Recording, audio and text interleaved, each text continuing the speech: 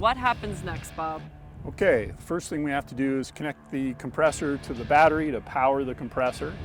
Okay. I'm going to go red to positive, Positive, love it. black to negative, and we have to Yep. go direct to battery to have enough amps to power that compressor. Okay, Bob, so I'm a little scared about this. There's a lot happening. Am I safer under the truck? Do I need to get out of here? Well, you're always welcome under the truck, but I think you're fine where you are.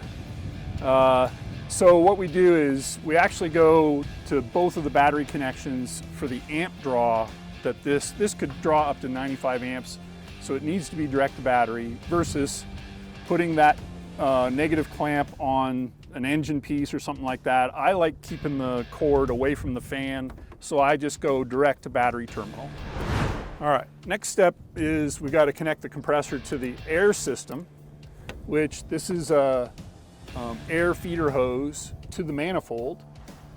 And I'm going to open up the valve to allow the compressor to push air back to all four tires.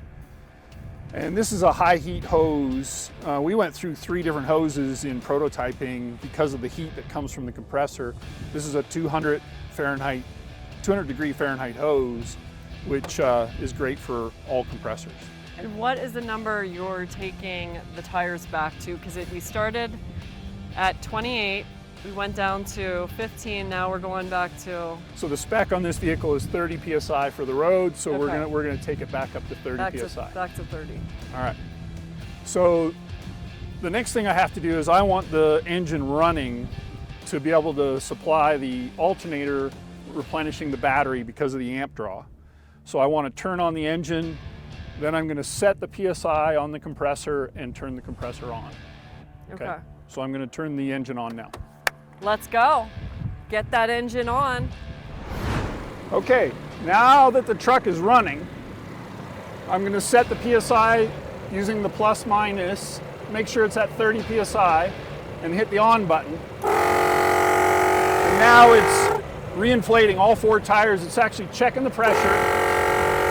It's going to cycle. So it stops, then it's checking. Yep. Restarts. And how long does this take to go from 15 PSI to 30?